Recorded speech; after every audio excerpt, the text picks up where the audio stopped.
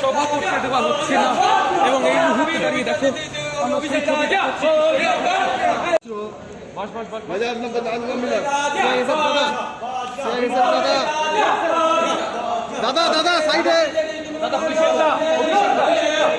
খবর সংগ্রহ করতে গিয়ে তাদের উপর আক্রমণ করা হচ্ছে।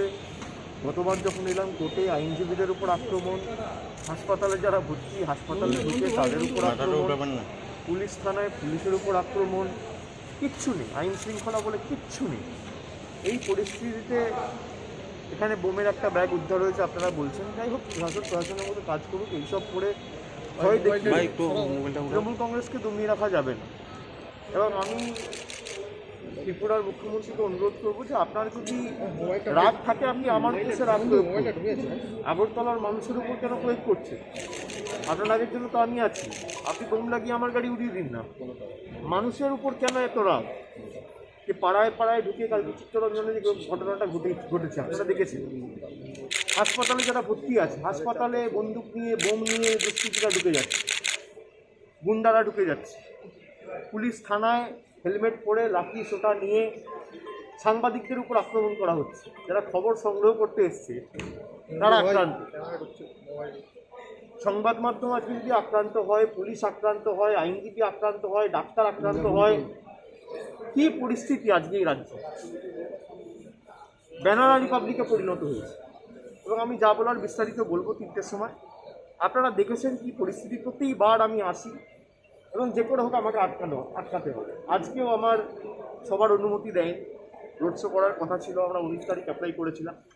কালকে 12টা বেজে 37 মিনিট, 12:30টার পর এসডিপিও লিখিতভাবে চিঠি দিয়ে জানিয়েছে যে আপনারা স্ট্রিট কর্নার মিটিং করুন। চিঠি দিচ্ছে আর বলছে 12টার সময় মিটিং করুন। এরকমভাবে হয় নাকি? যা স্ট্রিট কর্নার মিটিং আমাদের নেতাকর্মীরা করবে এবং করছিল, তবে আমরা মাথা মতো করবো না। আপনারা নিশ্চিন্তে থাকুন। যারা ভাবছে যে এই ধমকে চমকে তৃণমূল কংগ্রেসকে আটকে রাখা যাবে, আমরা কংগ্রেস নই, আমরা সিপিএম নই, আমরা মাথা মতো করবো না। এবং শাওনি কী করেছে? শাওনিকে গ্রেফতার করতে হবে। শাওনি একটা স্লোগান দিয়েছে, খেলা হবে, তো নরেন্দ্র মোদীও বলেছে বাংলায় এসে। তো নরেন্দ্র মোদীকে গ্রেফতার করা হবে না কেন? খেলা হবে বলাতে যদি শাওনি ঘোষ গ্রেফতার হয়, আর যারা পুলিশের উপর আক্রমণ করলো, লাঠি সোটা নিয়ে আমাদের ক্যান্ডিডেটদের মারলো, আমাদের কর্মীদের উপর আক্রমণ করলো, তারা ঘুরে বেড়াচ্ছে। প্রথম দিন থেকে 2 আগস্ট আমি এখানে এসেছি, 50টার উপর কেস হয়েছে।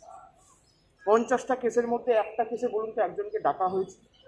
আমি গ্রেপ্তারি ছেড়ে দিলাম, একটা লোককে ডেকে জিজ্ঞাসাবাদ পর্যন্ত করা হয়েছে না। সুপ্রিম কোর্টের অর্ডার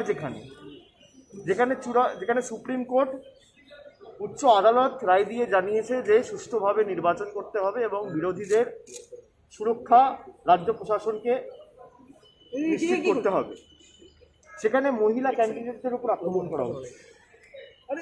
পুলিশ কালকে Agartala east women police station, মহিলা থানা যেটা, দুবার, একবার দুপুরবেলা আক্রমণ করা হয়েছে, একবার রাত্রিবেলা আক্রমণ করা হয়েছে। টেবিলের তলায় পুলিশ লুকিয়ে যাচ্ছে, এসডিপিও কেউ নেই, পুলিশের মদতে এই কাজগুলো করছে। আমি পুলিশকে দোষারোপ করি না, তাদেরও চাকরি বাঁচাতে উপরতলার নির্দেশ মেনে চলতে হবে।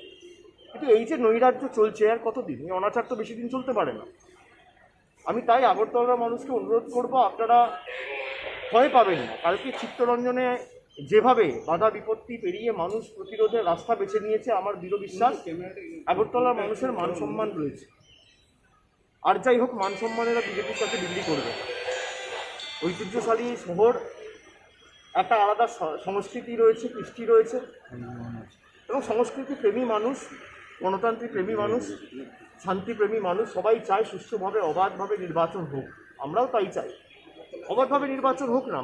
মানুষের কাছে দুপক্ষ যাক, মানুষ এক পক্ষকে গ্রহণ করুক, বর্জন করুক, কিন্তু জোর করে মানুষের গণতান্ত্রিক অধিকার ভুলণ্ঠিত করে, হরণ করে ভোট দিতে দেবো না। আর বড় বড় ভাষণ দিচ্ছে বাংলায় গিয়ে গণতন্ত্র বাঁচাও, তাদের লজ্জা হওয়া উচিত। আপনার সারাদিনের কর্মসূচি কি থাকবে? শাওনিকে কোর্টে প্রডিউস করা হবে, সেখানে আমাদের আইনজীবীরা থাকবে। তারপর আমি 3টের সময় সাংবাদিক বৈঠক করবো,